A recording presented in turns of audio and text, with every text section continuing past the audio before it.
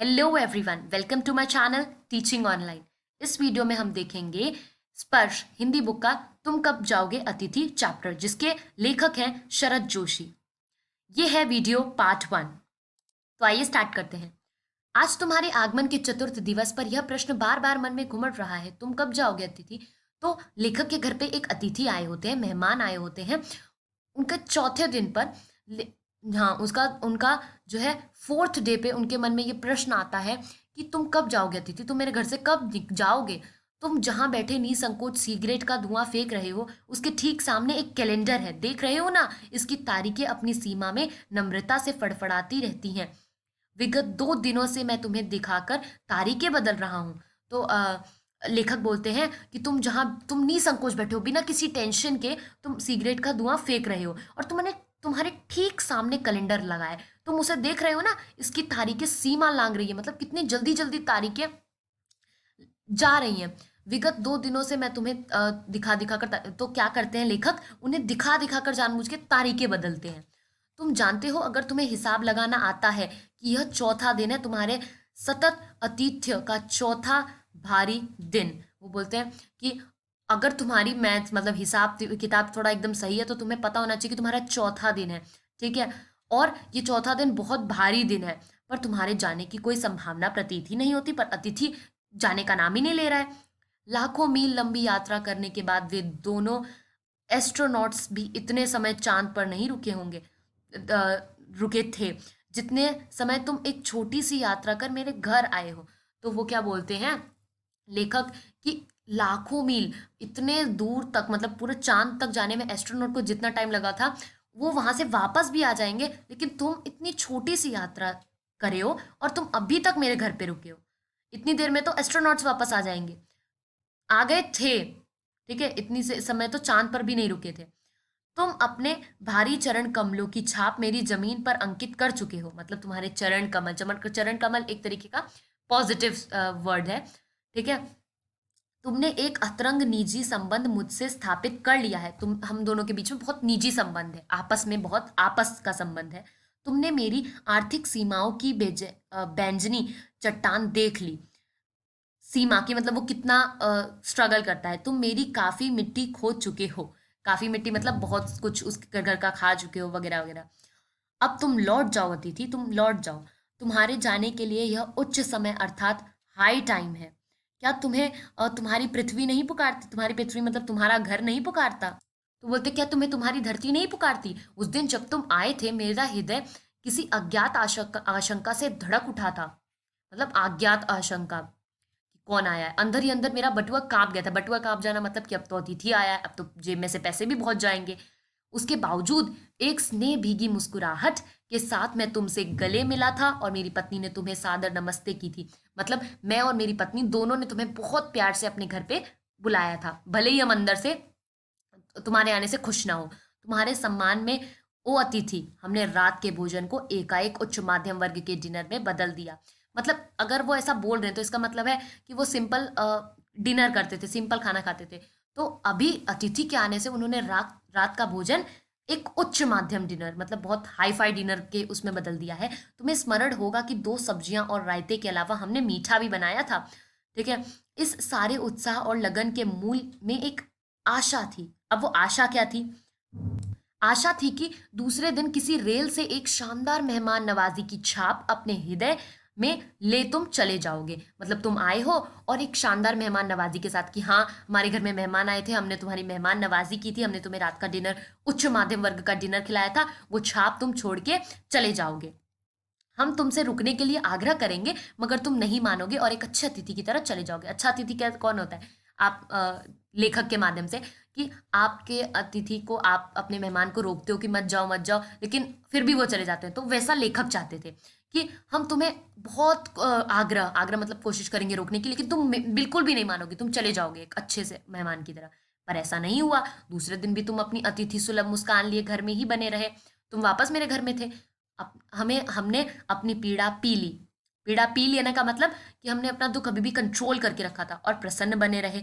स्वागत सत्कार के जिस उच्च बिंदु पर हम तुम्हें ले जा चुके थे, वहां से नीचे उतर हमने फिर दोपहर के भोजन को लंच की गरिमा प्रदान की, और रात्रि को तुम्हें सिनेमा दिखाया। मतलब वो इतना सब कुछ कर रहे हैं, वो बता रहे हैं कि स्वागत सत्कार में हमने तुम्हारी कोई भी कसर नहीं छोड़ी है। उच्च उच्च बिंदु ले चुके थे। मतलब हमने तुम्हारे को भोजन को एक बहुत अच्छी गरिमा प्रदान की, बहुत अच्छे खाने बनाए, और रात्रि को तुम्हें सिनेमा भी दिखाया। हमारे सत्कार का यह आखिरी छोर है। वो बोलते कि अब ये लास्ट है, इसके आगे कुछ नहीं, जिससे आगे हम किसी के लिए नहीं बढ़ेंगे। इसके तुरंत बाद भावभीनी विदाई का वह भीगा हुआ क्षण आ जाना चाहिए। मतलब विदाई मतलब तुम यहाँ से चले जाने चाहिए। जब तुम विदा होते और हम तुम्हें स्टेशन तक छोड़ने जाते, पर तुमने ऐसा नहीं किया। वो बोलते कि हम तुम्हें विदा करते, हम तुम्हें स्टेशन तक छोड़ने जाते, पर तुमने तो ऐसा नहीं किया।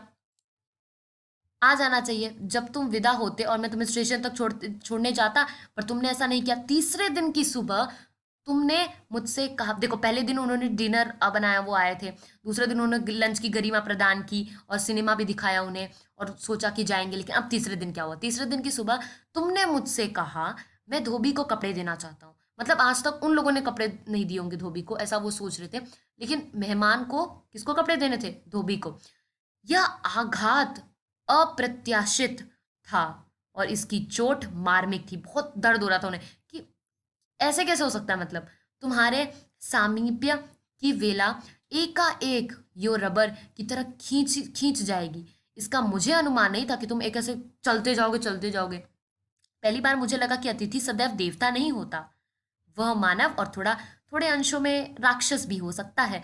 तो पहली बार लेखक को ऐसा लगा कि अतिथि हमेशा देवता नहीं होता। अतिथि देवो भव सुना है ना, उसमें देवता होते हैं अतिथि, तो ऐसा नहीं होता। वह मानव और थोड़े अंशों में राक्षस भी हो सकता है। किसी लॉन्ड्री पर दे देते हैं, जल्दी धुल जाएंगे, मैंने कहा। मतलब लेखक ने कहा।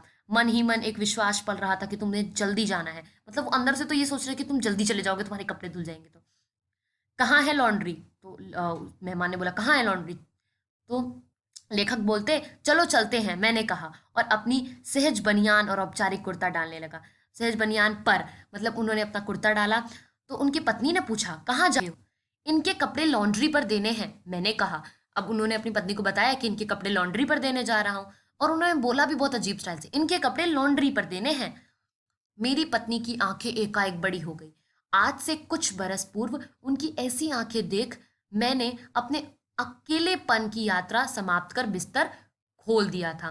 पर अब जब वे ही आंखें बड़ी होती हैं तो मन छोटा होने लगता है। ऑब्वियसली अब सब कुछ हो रहा था।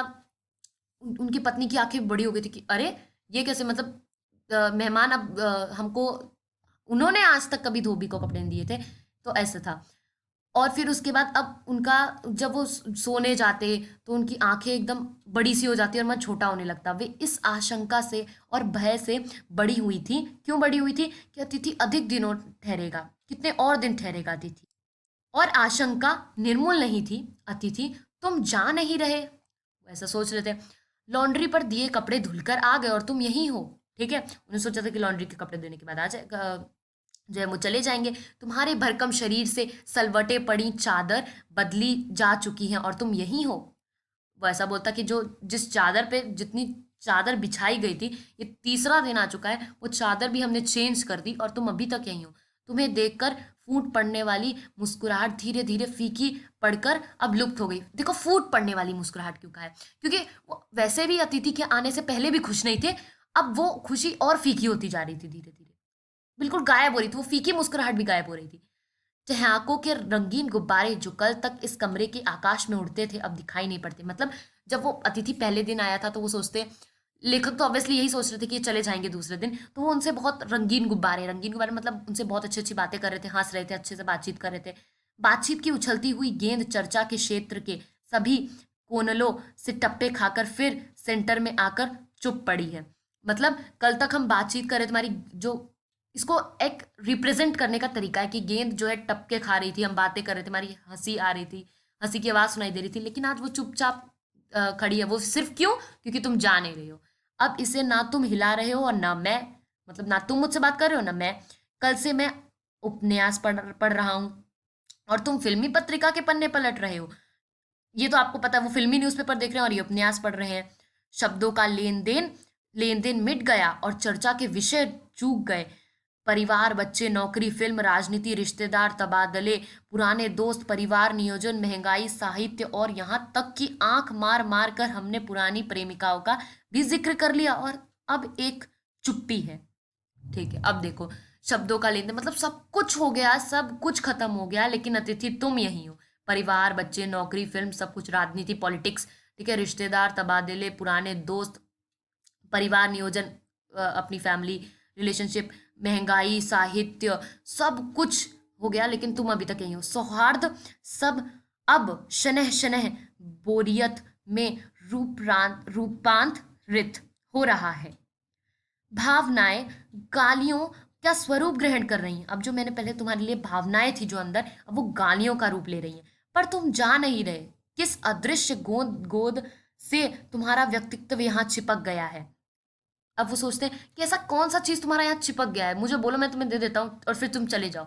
मैं इस भेद को मैं इस भेद को सपरिवार नहीं समझ पा रहा हूँ। बार बार यह प्रश्न उठ रहा है, तुम कब जाओगे अतिथि? कल पत्नी ने धीरे से पूछा। कब तक टिकेंगे ये? मैंने कंधे उचका दिए, जैसे आप बोलते हो ना जब आपको पता नहीं होता क्या कह सकता हूँ। मैं तो आज खिचड़ी बना रही हूँ, हल्की रहेगी। तो ऐसा उनकी बीवी बोलती, मैं खिचड़ी बना रही हूँ। मतलब पहले तक तो वो उनको बहुत अच्छा स्पेशल खाना देते थे, लेकिन अब बोलती मैं तो खिचड़ी बना रही हूँ। तो वो बोलते, लेखक बोलते, हाँ बनाओ, बहुत एकदम जोर से। सत्कार की उष्मा समाप्त हो रही थी। डिनर से चले थे, अब खिचड़ी पर आ गए। अब भी अगर तुम अपने बिस्तर को गोलाकार रूप नहीं प्रदान करते हो तो हमें उपवास तक जाना होगा, मतलब हम तुम्हें भूखा रहने देंगे अतिथि। तुम्हारे मेरे संबंध एक संक्रमण के दौर से गुजर रहे हैं, ठीक है, बहुत ज्यादा अब रिलेशनशिप पूरी जा रही है। तुम्हारे जाने का यह चरम क्षण है। तुम जाओ ना अतिथि। अब वो टेंशन में आ गए। तुम्हें यहाँ अच्छा लग रहा है ना, मैं जानता हूँ दूसरों को यहाँ अच्छा लगता है। अगर बस चलता तो सभी लोग दूसरे के यहाँ रहते, पर ऐसा नहीं हो सकता ना। देखो, अच्छा तो सबको एक दूसरे के घर में ही लगता है। आपको अपने फ्रेंड के घर पे ही अच्छा लगेगा, अपने घर पे बहुत कम लोगों को अच्छा लगता है, तो ऐसा होता है। लेकिन आप ऐसा नहीं हो सकता ना, आप मेरे घर पे नहीं रह सकते। अपने घर की महत्ता के गीत इसी कारण गाए गए हैं। होम को इसी कारण स्वीट होम कहा गया है कि लोग दूसरे के होम को की स्वीटनेस को काटने न दौड़े। लेकिन तुम तो काट रहे हो, तुम्हें यहाँ अच्छा लग रहा है। पर सोचो प्रिय कि शराफत भी कोई चीज है। वो बोलते उन्हें, वो सब मन में बोल रहे थे, वो उन्हें नहीं सुना रहे होते। वो बोलते कि तुम्हें यहाँ अच्छा लग रहा है, मैं जानता हूँ, लेकिन तुम भी खुद भी तो सोचो कि शराफत नाम की भी कोई चीज होती है। और गेट आउट भी एक वाक्य है। अगर मैं तुम्हें जो बोला जा सकता है, मैं तुम्हें गेट आउट बोल सकता हूँ बहुत आसानी से। अपने खराटों से एक और रात गुंजायमान करने के बाद कल जो किरण तुम्हारे बिस्तर पर आएगी वह तुम्हारे यहाँ आगमन के बाद पांचवें सूर्य की परिचित किरण होगी। वो बोलते हैं कि अब तुम आज फिर खराटे ले लिए। अब इस रात के बाद, गुंजाया मतलब गूंजनी वाली रात के साथ उनके खराटों की आवाज के बाद, जब कल किरण आएगी, मतलब पांचवा दिन, उस दिन तुम्हें जाना ही होगा। आशा है वह तुम्हें चूमेगी और तुम घर लौटने का सम्मानपूर्ण निर्णय ले लोगे। तो वो बोलते हैं कि वह तुम्हें सूरज की किरण तुम्हें चूमेगी, अपने घर तक लौटने के लिए बोलेगी और तुम चले जाओगे। मेरी सहनशीलता की वह अंतिम सुबह होगी।